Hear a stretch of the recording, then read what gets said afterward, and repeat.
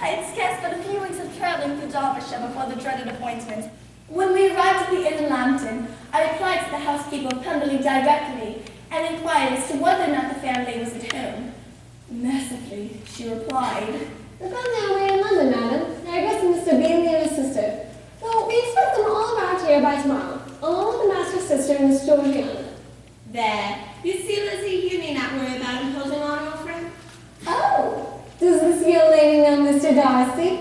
"A little." "And you not think him a very handsome gentleman?" "Very handsome." "I am sure I know none so good or handsome as my master, and I've known him since you were 4 years old. This here is his portrait, and very much like him. When the gallery upstairs, you will see a much finer and larger portrait." Is your master much at Pemberley in the course of the year? "Not so much as I could wish, ma'am. If you were married, we might see more of him, but I don't know when that will be."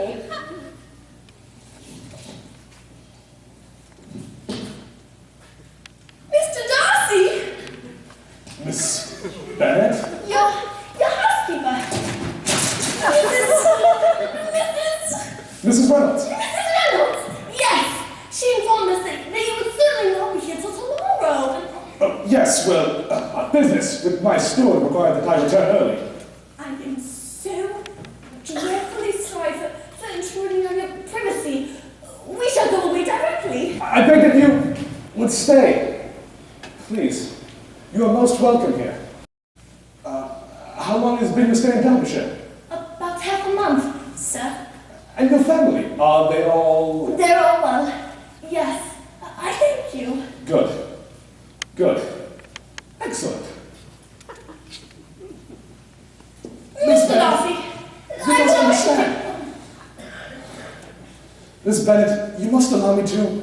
That is, when I wrote that letter. Please, you have no need of explaining. But you must know that when I wrote it, I believed myself perfectly calm. I am since convinced it was written in a dreadful bitterness of spirit. I beg that you forgive me. The letter perhaps began in bitterness, Mr. Darcy, but it did not end so. I knew that what I wrote must give you pain. But it was necessary. Surely, sir, do not distress yourself. I hope you've destroyed it. It shall be burnt, if you wish it.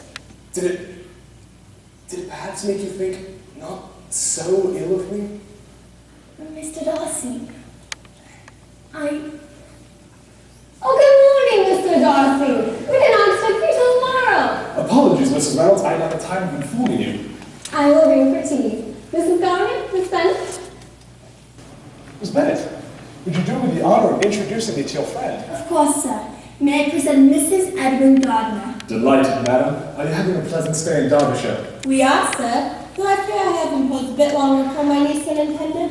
She's been my torn companion these last few weeks as my husband was obliged to stay at home. Then may I inquire after Mr. Gardner, madam? You may, sir. He does very well, thank you, though he is bound to his clients in Cheapside. Cheapside, very charming village. I happened by Grace Church Street about 2 weeks ago. Oh, that is very good. You must allow us to extend you an invitation. Only if you allow us to do the same.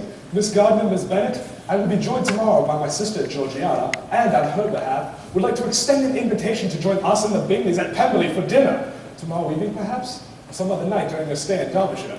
Oh, you are very kind, Mr. Darcy. We do thank you. What say you to that, Lizzie? We would be delighted, sir. Can this be Mr. Darcy? That he is to speak to me at all is amazing after my behavior at Hunsford. But to behave in a manner so kind, so cordial as to wish us to form an acquaintance with his sister. Why is he so altered? From what can it proceed? So it cannot be for my sake that his manners are so softened. After accusing him so abominably about Wickham, I declare it impossible that he should still care for me. Miss Bennet, how supremely agreeable to have arrived and found you a guest at Pemberley as well. Why, Caroline and I were just speaking of how dearly we missed our Hertfordshire friends. Dearly. You are very kind, sir. I thank you. I do not believe you have met Mrs. Bennet's sister Gardner, Mrs. Gardner, Mr. and Miss Bingley. Mrs. Gardner, it is a great pleasure, ma'am. I remember how very highly Miss Jane Bennet often spoke of you. Why, thank you, sir. Though I must return the compliment, for not a single letter came all season from my sister that did not but mention your attentions and kindness to my niece when she was ill. It was an honor to be of service, ma'am. Pray, might I inquire? That is to say, is she, or rather do all your nieces still reside in Loughborough? Do you perhaps mean to ask me if they are all still unmarried, sir? Well, Come, let us share a cup of tea and I will tell you all the news of marriage. Miss Bennet, would you allow me to introduce you to someone who so particularly wishes to know you? My sister, Miss Darcy. Georgiana, it is so lovely to meet you, Miss Darcy. Your brother speaks very highly of you. He's too kind, Miss Bennet, surely. I cannot believe it. And Mrs. Reynolds showed us a very pretty room yesterday. Recently redecorated, I understand. My new sitting room. Very elegant. Thank you, Miss Bennet. It was a gift from my brother. I spent a good deal of time there after, well, that is when I returned home from school, last summer. And who could do otherwise amid such cozy surroundings? You have impeccable taste, Miss Darcy. Indeed, dear Georgiana. How could anyone think otherwise? You're very kind, Miss Bennet, to pay such compliments to my dear friend. It is always nice to enjoy the female companionship. Why, Darcy was telling me just the other day how glad he was to know I would be in Pemberley to return his dear sister. Of course he did. Pray, Miss Eliza, I got the militia recently removed from Meryton. Yes, they spent the majority of the summer in Brighton. This must be a great loss for your family. Whatever Miss Kitty and Miss Lydia finding to do with themselves. Well, actually, Miss Miss... girls are not quite as gentle as you or I, Miss Darcy. Indeed, you will find them a great deal more adventurous. I quite envy their vivacity. Thank you, Miss Bingley. I dare say you or I have hardly the spirit necessary to spend our summers chasing after young officers and declaring ourselves to be in love with every new handsome face in town. Why, Georgiana, you're quite all right. I believe the Augustine has overwhelmed me as well, Miss Darcy. Shall we have some tea while you tell me more about your painting? I'm told you are quite accomplished. How very ill Eliza Bennet looks, Mr. Darcy. I never in my life saw anyone so much altered as she since the winter. She's grown so proud and coarse. I fear I should not have recognized her again. I perceive no other alteration than her being rather tan, and a miraculous consequence of traveling in the summer. For my own part, I must confess, I never could see any beauty in her. Her face is too thin, her complexion has no brilliancy, and while her teeth are horrible, her features are not at all handsome. Miss Bingley! Why, I remember when we first knew her in Hertfordshire, how amazed we all were to find she was a reputed beauty. I particularly recollect your saying the night of the Meryton Assembly she was not even tolerable enough to dance with. Yes, indeed. But that was only when I first knew her. For it is many months since I had considered her as one of the handsomest women of my acquaintance. Excuse me, sir, but the boss just arrived by way of express. Thank you, Mrs. Reynolds. Oh, well, it's very odd, sir, but I believe it was for Miss Bennet. It was driving straight here from Railroad at London Inn. Indeed, Miss Elizabeth Bennet. Thank you, Mrs. Reynolds. Mr. Darcy, I am so sorry. It's all right. It was sent express, so it must be important. If you desire privacy, you may read in the library. Thank you, Miss Darcy. I suppose I have been anxious for some letter from Jane, though I confess I dread leaving poor Georgiana to Miss Bingley's charms.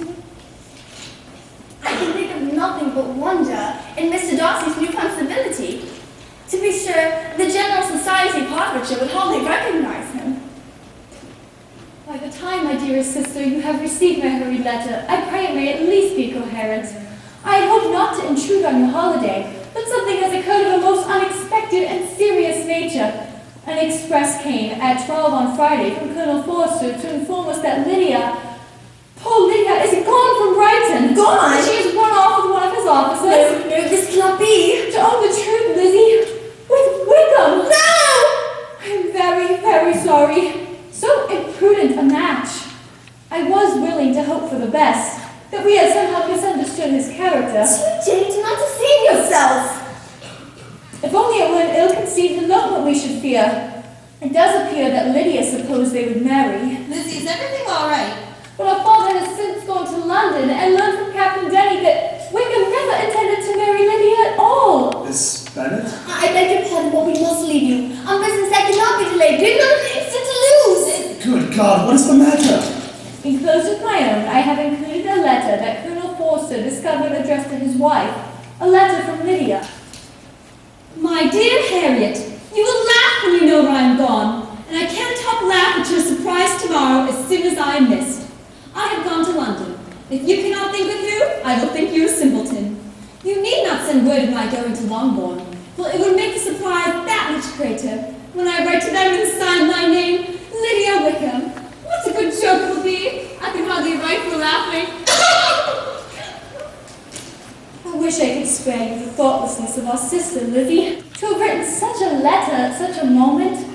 In London, our father remained with Colonel Forster, trying to discover them, but surely his distress will not allow him to pursue the measure for long. Will you ask Aunt Gardiner to write to our uncle in Cheapside for his advice and assistance? And I cannot help but begging you all to come home as soon as possible. We must return to Longbourn immediately. I am most grieved indeed. Grieved, shocked. When I consider that I might have prevented this. I who knew what he was. Had I but explained somewhat of Wickham's character to my own family, this could not have happened. Upon my word, I cannot think so ill of this Mr. Wickham. It seems unlikely that a young officer should form a design against a girl who's by no means unprotected or friendless and actually staying in the colonel's family. It is a fanciful hope by which she is lost forever. She has no great fortune he can be seeking, but then why should that matter to a scoundrel such as him? You know him too well, Mr. Darcy, to doubt it. I am afraid that you've long been desiring privacy in this matter. Would to heaven that anything could be said on my part that might offer consolation, but I will not torment you with vain wishes. You are very kind, sir. I shall send Mrs. Reynolds to you at once. I'm sure you'll be wanting your carriage as soon as possible. I am most sorry for your distress, Miss Bennet, and I do hope that this affair a happier conclusion. What a shame Lydia's disgrace must put our entire family in his eyes. In the eyes of everyone. And I cannot doubt him. Who could ever want for our society after a scandal such as this? It is most ill-timed, really. Never have I felt I could honestly love him as now. When love must be entirely in vain. Oh, Sister Gardiner, what is to become of us all? How can Mr. Bennet let Lydia go to Brighton with no one to care for her? Why, I told him we should not let her go. Well, the Forsters, I'm sure there must have been some great neglect on their part, for Lydia is not the type of girl to do such a thing. Oh, my sweet, tempered Lydia. And now here's Mr. Bennet gone away, and I know he will fight Wickham, and then he will be killed, and then the Collinses will turn us out before he is cold in his grave. Oh, my good sister, if you're not in London, how will Lydia know the best shops for finding wedding clothes?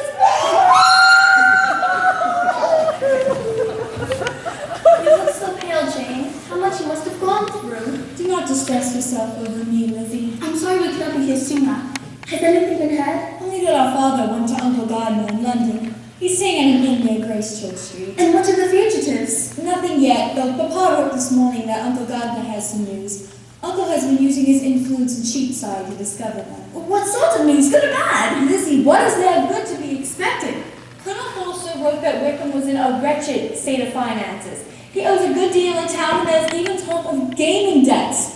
The Colonel believes that more than £10,000 would be necessary to clear his debts in Brighton alone. 10,000?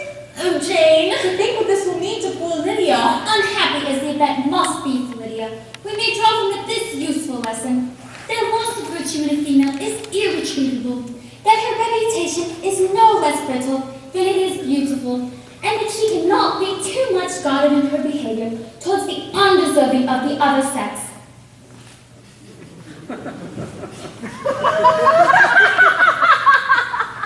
It has been almost a week now since anything new has been heard, and almost no hope of recovering Lydia and salvaging the family's reputation. And Mama's still in hysterics, and Papa's still in town. I believe nothing short of a miracle will... Oh, my tail!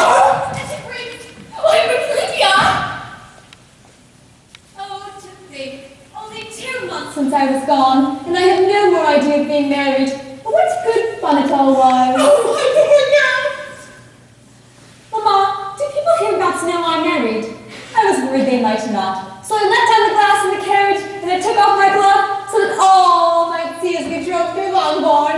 Oh, Mr. Bennet, is this not wonderful? To have a daughter finally married, and our youngest of them all. And Mr. Wickham, how handsome you look in your red coat. Do you not think so, Lizzie? Is he not charming, Mamma? I'm sure all my sisters must envy me. They must all go to Brighton, for that is where you get the husbands. Why, I dare say, I shall find husbands for all of them before the autumn is over. Thank you for my share in the favor, but I don't particularly like your way of getting husbands. Yes, well, shall we all retire to the parlor for tea? Aunt Jane, I take your place now. You must go lower, because I am a married woman.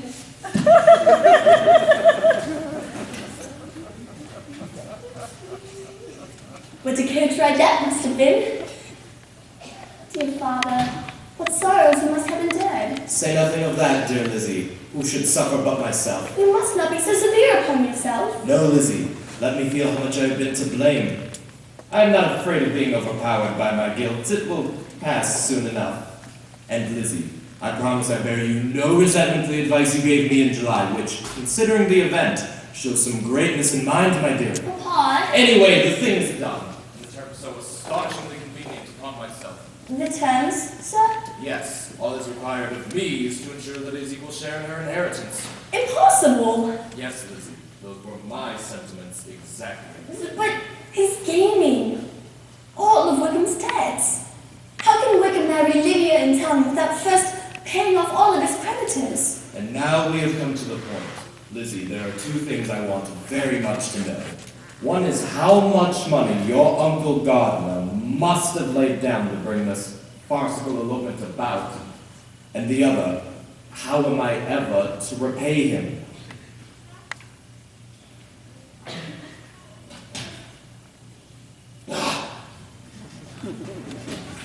Miss Bennet. Mr. Wickham?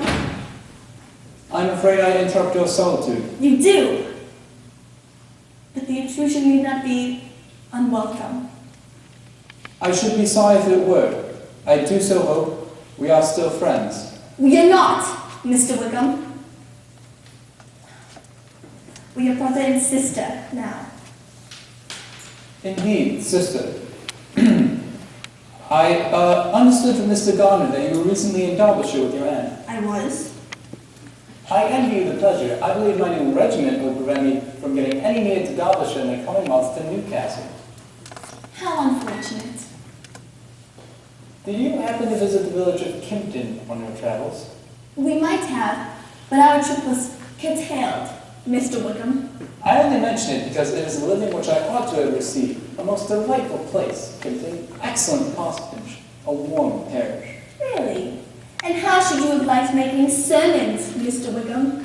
Exceedingly well. It would have been just the thing for me. Because I have heard from authority that there was a time of sermon making did not seem so palatable to you as it seems at present.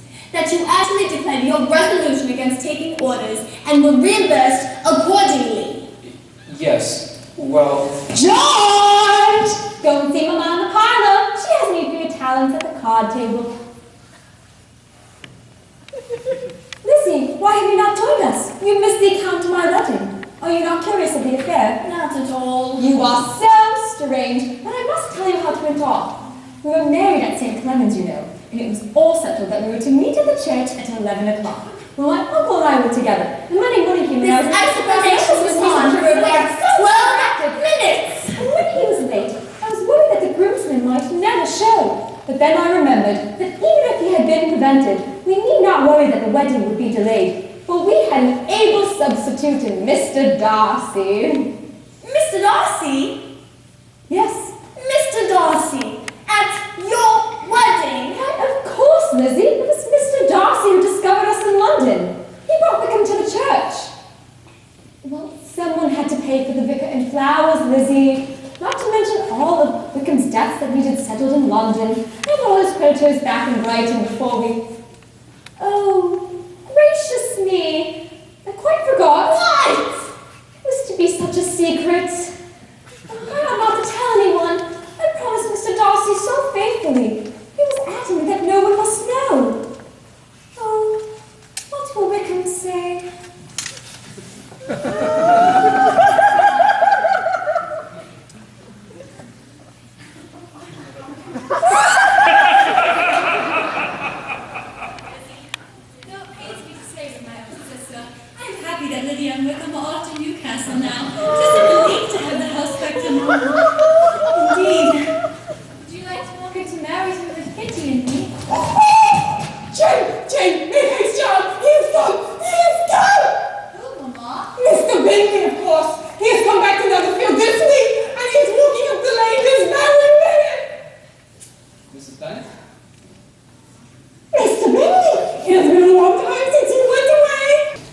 said, I hope I might have a word of private conversation with your daughter.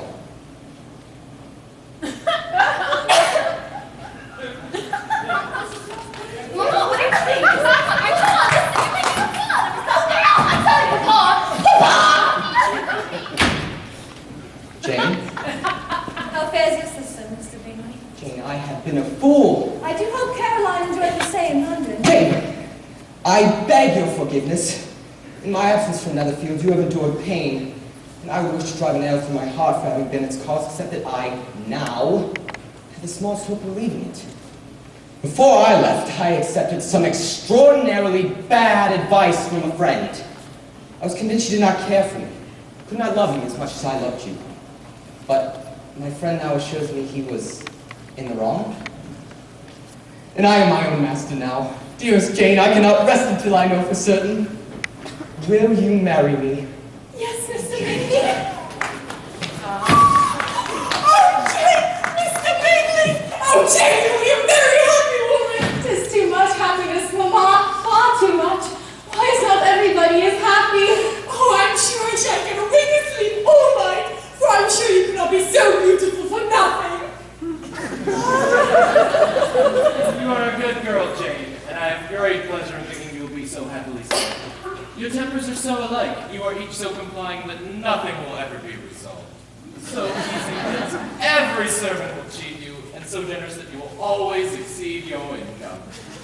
See their income? My dear Mr. Bennet, what are you speaking of? He has 5,000 a year. Miss Elizabeth Bennet.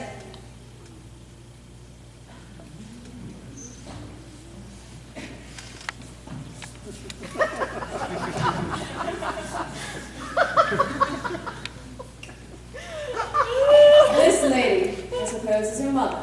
Yes, Mom, she is. Mama, this is Lady Catherine.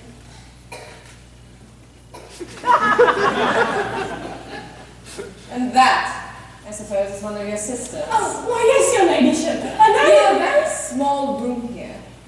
well, yes, your ladyship, it is nothing compared to Rosie. Miss Bennet, you seem to be a pretty fiddle wilderness on one side of your lawn. I should be glad to take a turn then, if you will favor me with your company.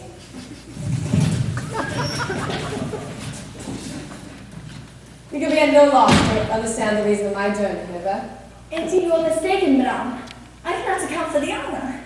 Miss Bennet, a report of a most alarming nature reached me 2 days ago.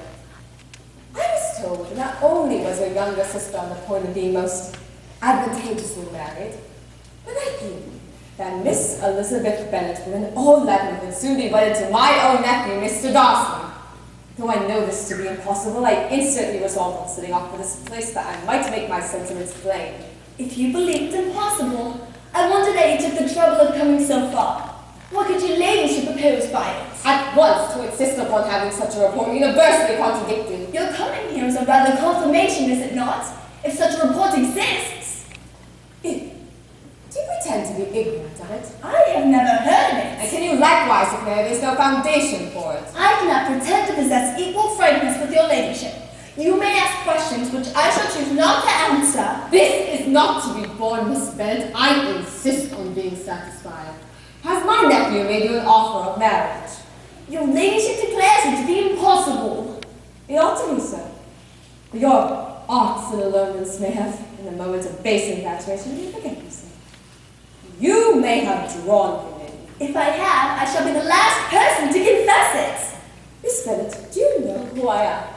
I am almost the nearest relation he has in this world, and I am entitled to know all his dearest concerns. But you are not entitled to know mine. No such a behavior, and that induced me to be explicit. Obstinate, headstrong girl, I am ashamed of you. Is Mr. Darcy's future to be threatened by marriage to a young woman of inferior birth?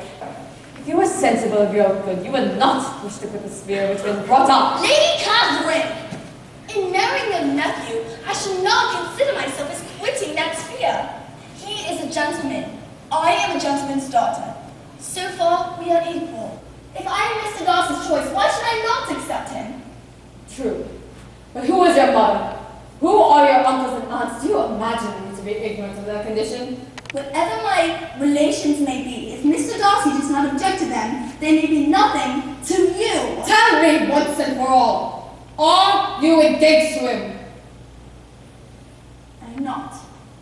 And will you promise me never to enter into such an engagement? I will make no promise of the kind. And this is your final resolve. Very well. Darcy will know how to act. Mr. Darcy. Elizabeth. Mr. Darcy, I'm a very selfish creature. You must allow me to thank you for your unexampled kindness to my poor sister. Please, allow me to express gratitude for my whole family since they don't know to whom they are indebted. You must not be cross at Lydia for telling me. I'm glad she did. And what you most certainly did with Bingley and Jane just now.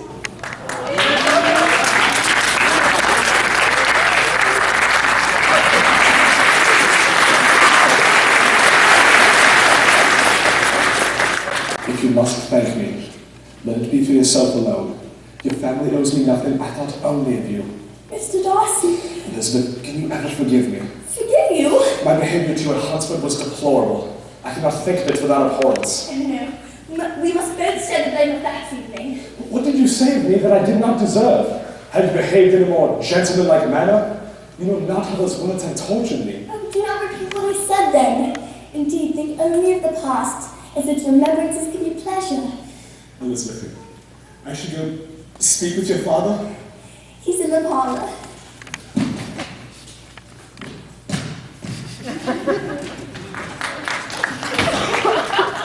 Lizzie?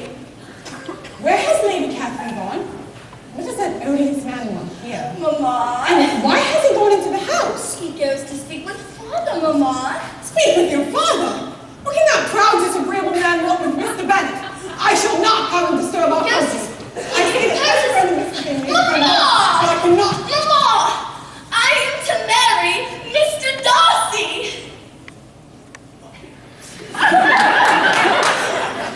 Tell me! Yes, Mamma. Mr. Darcy!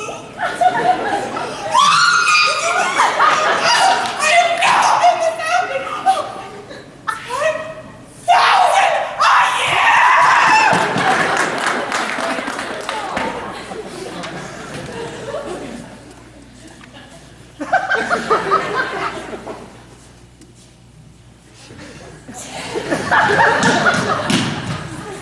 Are you out of your senses accepting this man, Lizzie? Papa. Have you not always hated him? No, Papa, I... Very well. I will give him my consent. He's the kind of man indeed whom I should never dare refuse anything. But let me advise you to think better of it, Lizzie. I know you cannot be happy unless you truly esteemed your husband. He's rich to be sure. But let me not have the grief of seeing you unable to respect your partner in life. Can you really love him? I can, Papa. I do. I cannot fix the hour, or the spot, or the look, or the words that had laid the foundation of it. I was in the middle before I knew it had begun. Well, my dear, if this be the case, he deserves you. I could not have with you, my Lizzie, to anyone less worthy. I say, if any young men come for Mary or Kitty, please send them in. I'm white at my leave.